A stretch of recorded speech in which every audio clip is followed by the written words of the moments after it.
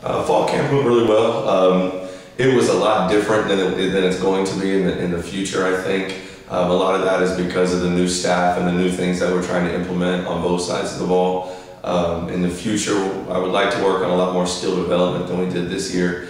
But this year, we started day one with a lot of breakdown stuff. We had 4 guys in the gym for 40 minutes at a time. Did a lot of defensive stuff, offensive stuff. Just really implementing our system one guy at a time. We built up to do a lot of 2-on-2 stuff eventually, and then the NCAA allowed us to do some team stuff as well. So once we finished, got the 2-on-2 stuff finished, we went to 3-on-3, 4-on-4, some 5-on-5 stuff. And a lot of it this year was just putting in all of the defensive terminology, the philosophy, the style of play that we're going to play. Since with a new staff, even the returners, we have 11 returners, but they're all new guys to us. And so it was very important to get a jump start on that so that we can hopefully be ready here in a few weeks.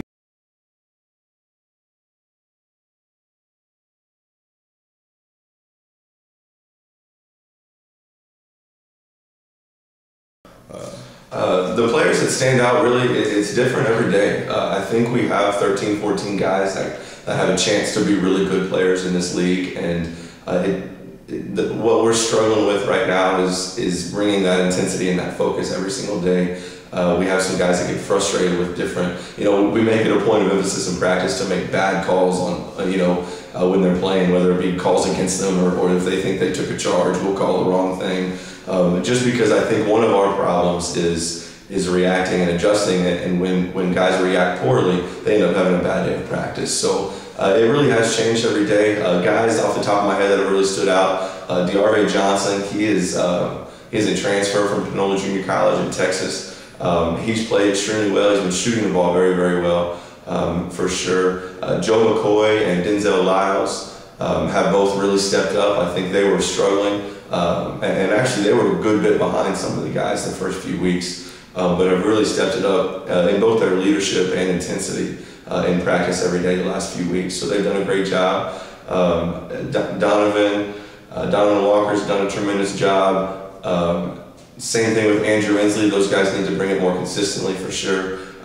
Matt Nicholson, our big kid who is from Arkansas, has done a great job for us. Returners, Julian Bassett he had 3 really good weeks and then 10 off days, and then he's starting to pick it back up and bring it back. And obviously everybody knows Josh French. He plays hard every day. He's coming back from injury right now.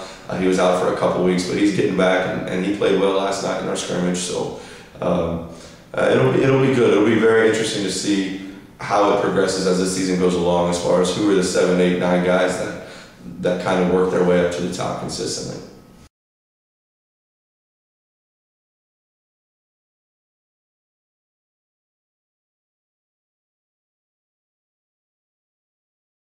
Exhibition is right around the corner. We have Arkansas State on Thursday in 2 days. I think the main thing that we would like to see as a staff is those guys playing hard.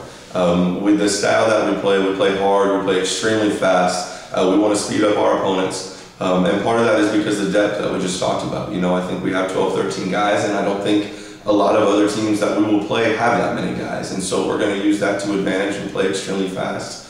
And I want to see our guys playing at that pace, at that intensity for as long as they can, and then coming out and letting another guy get in there and get it done. And I think especially Arkansas State is obviously very good. They were picked to win the Sun Belt. Freed Hardeman is consistently one of the top NAIA schools in the country. We're going to both those places. I want to see how those guys respond in good atmospheres and how they respond to adversity for sure.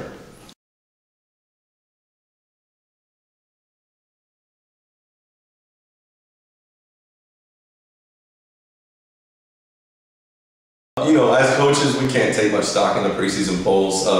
It's a good measurement of where everybody thinks that you are, but unfortunately for everybody else, they have no idea where every other team is. At the Division II level, with people bringing in new kids every single year, it's just going to change, and the preseason polls are based off of reputation. Arkansas Tech's #1 because of their reputation. Same thing with Harding and Southwest Oklahoma and Monticello and those guys. So I'm not too worried about it. It's plastered all over our locker room, that's for sure.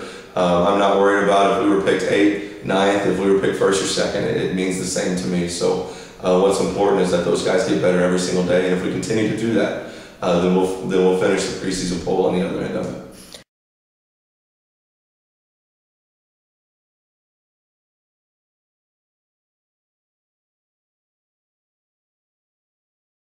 It's a successful year if we compete.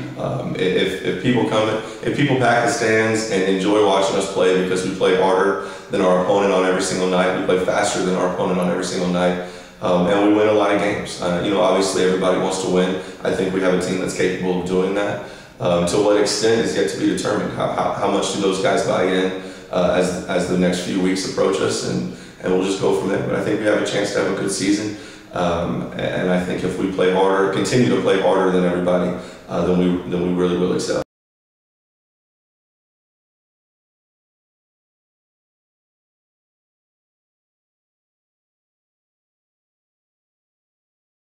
We're definitely going to try to have some sort of meet the team. We're trying to put together a dinner now as the season approaches. It's getting a little hectic, but we're definitely going to try to put something together so that everybody can come out, maybe get a little food with the team, and get a chance to talk with everybody and get to know everybody.